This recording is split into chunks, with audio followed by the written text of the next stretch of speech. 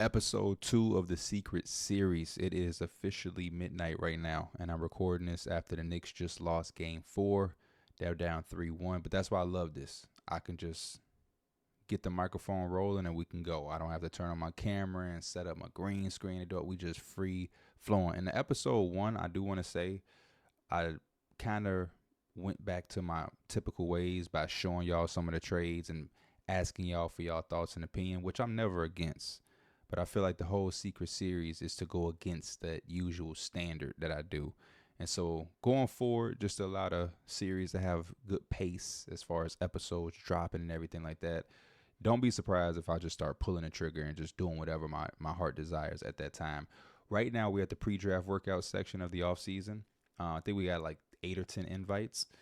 We are inviting Jeremiah Fears, LeBaron Philon as the guards. Trey Johnson, who I'm like almost sure we're going to take at 5. Like that's the one guaranteed pick. I think it just makes too much sense with this team. And after episode 1, going through all of the prospects that we have and, you know, their strengths and their weaknesses, I think his set of strengths give us a good balance, right? Like a lot of defensive upside, a lot of guys who have some really good defensive traits, but we have a lot of holes offensively. And I think he can make up the margin that we have there.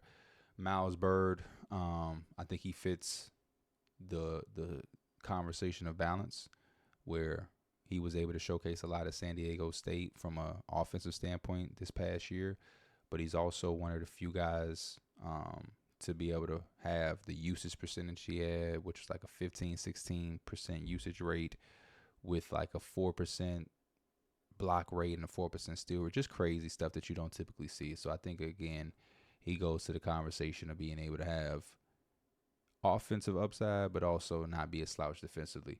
We also have Noah Nsinghe, guy that has tremendous upside. When you talk about the 19th to 21st pick, the 19th pick we will be getting from the Miami Heat potentially.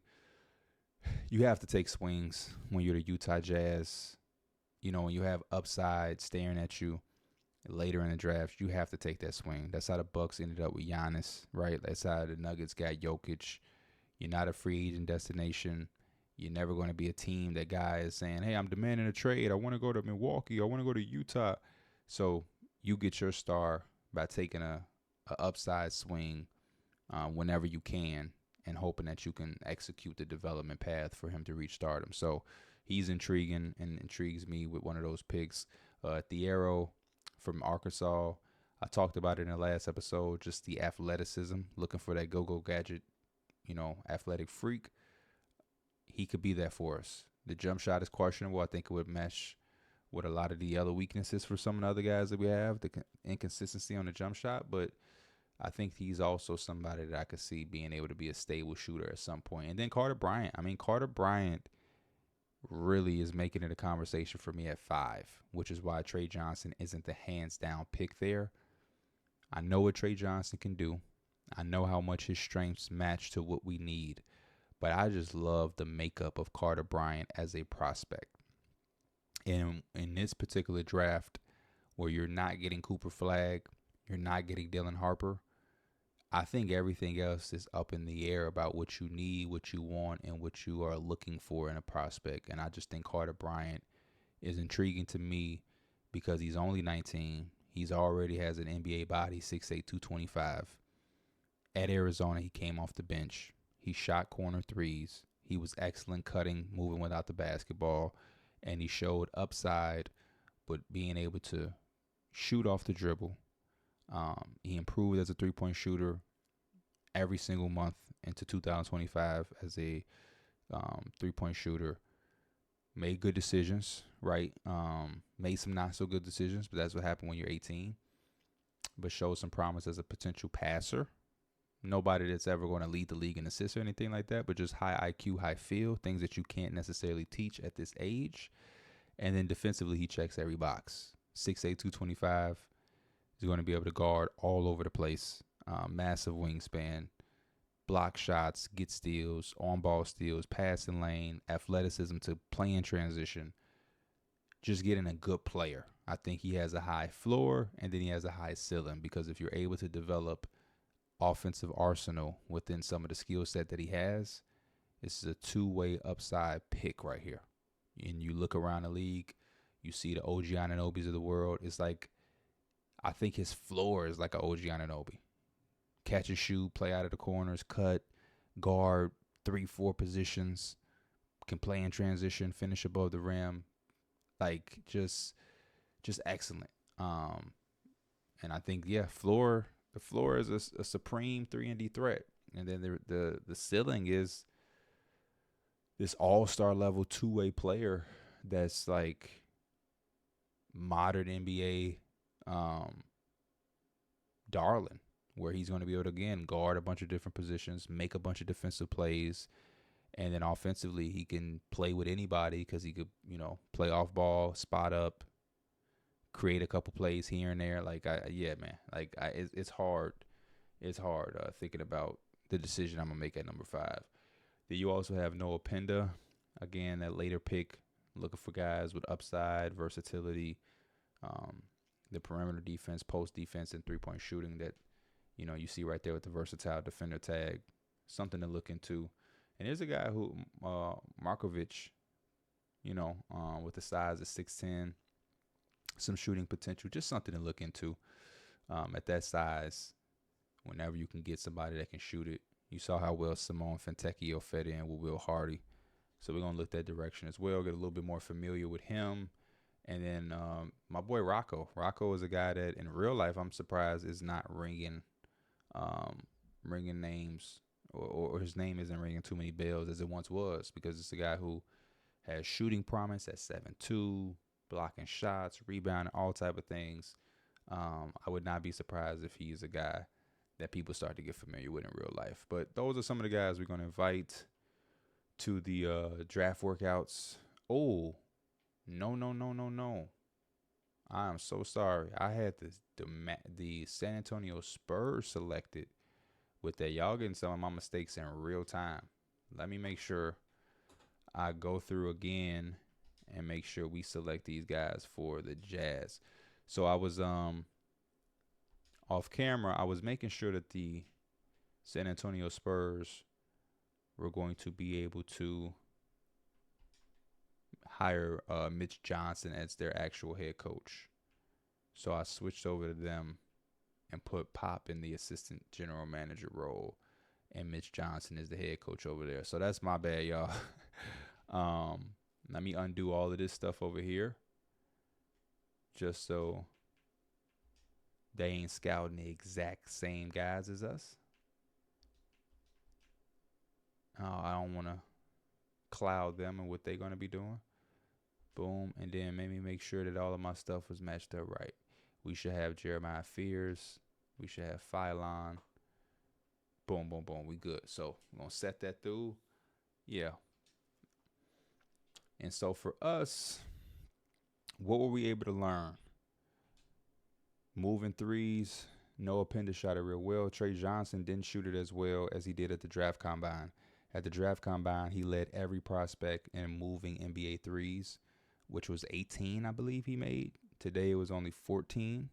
Carter Bryant looks to have a bunch of consistent numbers. Good sprint number, good lane agility number for a guy that's 6'8", 225, almost a 40-inch vertical, 14 reps on the bench press.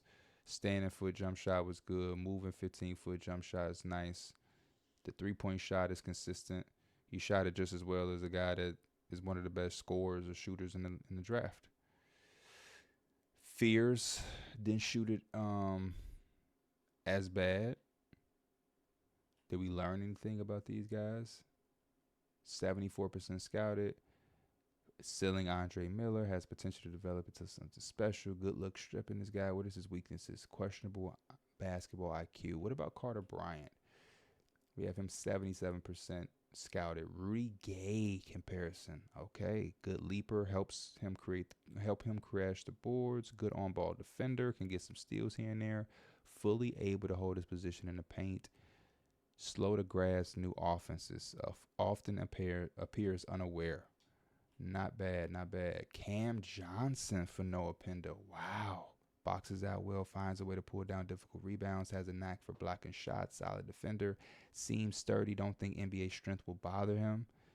Okay, and Trey Johnson, Bradley Beal is not a bad comparison. Um, can really throw it down. Solid vertical leap, second jump good too.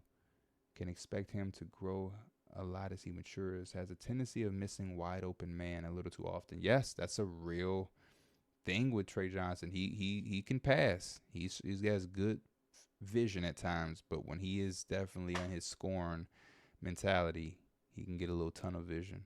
Could develop into an all-star someday. Wow.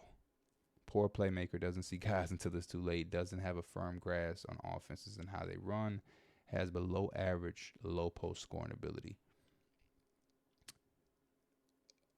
I'm just seeing if some of these guys I had already seen. Ooh, another Rudy Gay comparison. Solid on-ball defender, can steal the rock on occasion, shows a lot of heart when rebounding, finds a way to get to the ball, possesses sound defensive fundamentals, has a tendency of missing wide open man. LeBaron Philon. I think this guy is the best shot creator in a draft. Effortless handle. Looks extremely smooth on the court, makes it look easy from an athletic standpoint. Nice lift on his jump shot. Should help him get it off in traffic. Poor offensive anticipation, makes bad plays from time to time. Wow, and then Rocco Mobamba has shown ability to block and shots, routinely grabs rebounds, has shown the ability to steal. Not a good leaper, doesn't seem to be able to provide any rim protection. Balance is only so-so, knocked off. Wow. Okay, LeBaron Philon, I liked what they said. Oh, what about my sixth? Ooh, Jaren Jackson. Sam Perkins has good but not great shot blocking skills at the stage in his development. Should have good success at the NBA level as he matures. Good on-ball defender, can get some steals here and there. Does not score well with his back to the basket. That's fine with me. Slow to grasp new offenses, appears unaware. Interesting stuff. Cool. So we got our pre-draft workouts going on. I think it's time to pull off the trade we've been wanting to do. I actually like this trade. Don't know how I feel about it in real life. I keep tripping. Because in real life, you may want more talent if you're the Jazz. Obviously, I'm on a video game. I don't really care that much. So I'll take the Terry Rozier 26 expiring. I'll take the Duncan Robinson expiring. I'll take the Kyle Anderson with 2 more years on it. And then give me 19. And I'm going to give y'all, after they won't have any picks, I'm going to give y'all 2 of my seconds. Because, again, I just don't want to be drafting 5 or 6 guys. Too many guys to bring over to the team. Miami Heat, you have Larry Markkinen now. Another trade I'm thinking about. Holy shit, I keep getting Embiid over there. Could we do this? Would this work? Oh. That's fine. This is essentially, I could go into the settings and I could just say F it and find a way to be able to trade or just accept this player option right now. But honestly speaking, the John Collins trade is one that can happen after he accepts his player option. I can be a little patient because none of the draft picks are involved in his deal, and they'll still have Bogdanovich on their roster, and we'll just do the trade after. I really did maybe want to attach this pick to that trade. So we'll figure out what to do with that 19th pick. Yeah, I think we said I want to go look at the roster. We have George.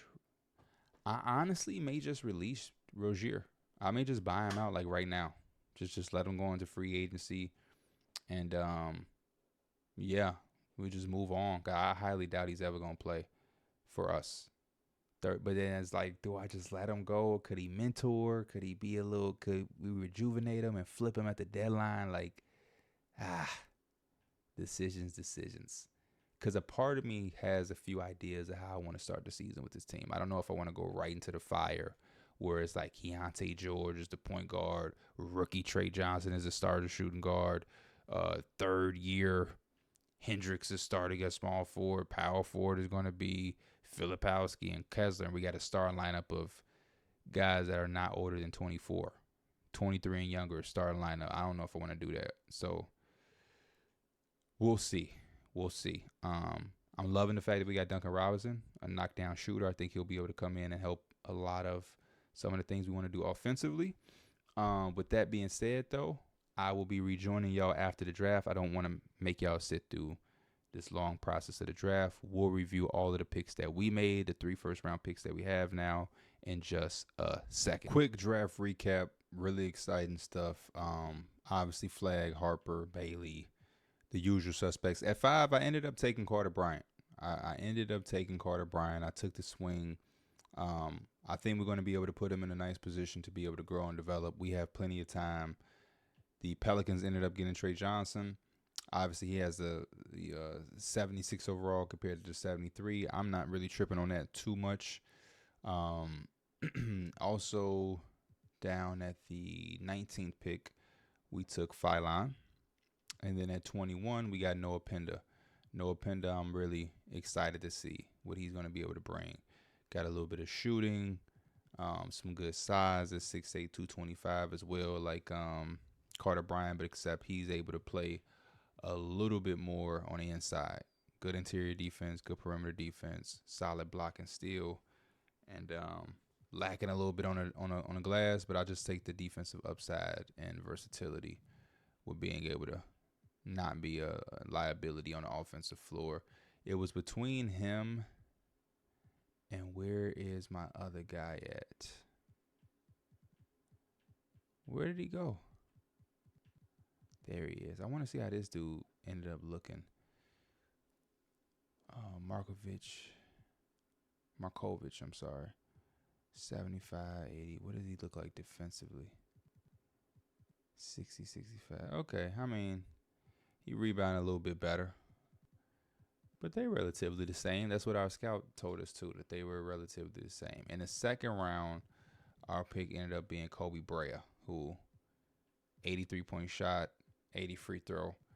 That's all he's going to be. 21 years old. He should be ready to play from day one to be a flamethrower. Perimeter defense is 60. Help defense 65. So athletically, defensively, it's but he's way ready to shoot the 3. He's more than ready. Driving layup is pretty solid as well. And as a second round pick, can't really pass up on that. I'm trying to think if there's anybody else we were kind of thinking and looking to decide between. I think the arrow is up here. 90 hands. Really good pickup for the Timberwolves there. But yeah, man. That's how the draft went. We got rookie signing. I don't know why we're on the Houston Rockets. Oh, they were the last pick of the draft. But Utah Jazz, we walk out with some nice talent, man. Again, like I said, this was a draft that at the position we were at 5, we weren't going to be able to go in here and get a no doubt star. We're going to have to lean on environment, on development, and we're going to have to lean into making the best decisions we can make the rest of the offseason to put the proper team around all of this youth. So we're bringing in 4 more guys who are going to be rookies, along with all of these guys who don't have the crazy amount of experience. And, we'll try to find different vets to lean on. It's tough to envision Clarkson still being here, but, I mean, I like Duncan Robinson as a vet because he'll be able to play. Kyle Anderson is going to be a really good vet. He'll be able to play and mentor guys. And then we're going to figure out what we want to do with Terry Rozier. I think as the free agency goes, trades start to happen, we clean up this roster around the edges, we'll then be able to develop a plan for Terry Rozier. But another great episode. I can't wait to figure out exactly what this team is going to look like once the season is started. But I am excited about what we were able to do at the draft. So I will see y'all in episode 3, which we will wrap up the off season with our free agency and everything. See what we do there. I don't want to get anybody hopes up. This is a team that had 8 solidified slots. We're bringing in 4 rookies. That's already 12 there. And then you got to think about Robinson and Anderson and Rozier, that's another 3. That's all. That's pretty much 15 right there. So it's also a world where we don't do nothing in free agency and we kind of just work with what we got. But then again, there's also another trade or two that we may do with Clarkson and Collins. So we'll see in the next episode. I appreciate y'all. It was real dope to see the comments in episode 1. Like y'all really went and got it and tuned in, and it's good to see that there's some rebuild sickos like myself out there. Love y'all. Appreciate y'all. See y'all episode 3. Peace.